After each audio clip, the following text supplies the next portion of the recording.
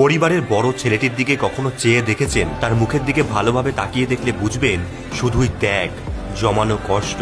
সে অবশ্যই হাসে, শুধু হাসিতে অভিনয় লুকিয়ে থাকে। তাকে সময় পেলে কখনো জিজ্ঞেস করবেন, এই তোর ইচ্ছেটা কি রে? দেখবেন বলতে পারবে না। কেন বলুন তো?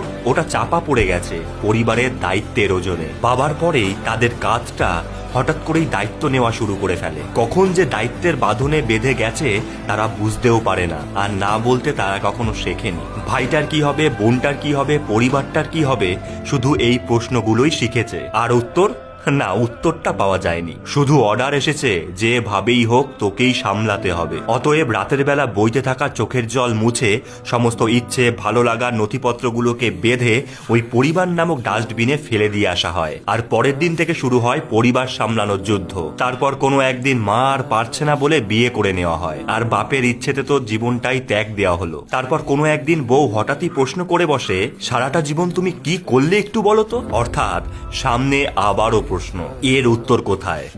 নেই। আজও খুঁজে চলেছে পরিবারের সমস্ত বড় ছেলেরা এই প্রশ্নের উত্তর। তাই তুমি যদি এমন মানুষকে চিনে থাকো তাহলে এই ভিডিওটা অবশ্যই তাকে ট্যাগ করো।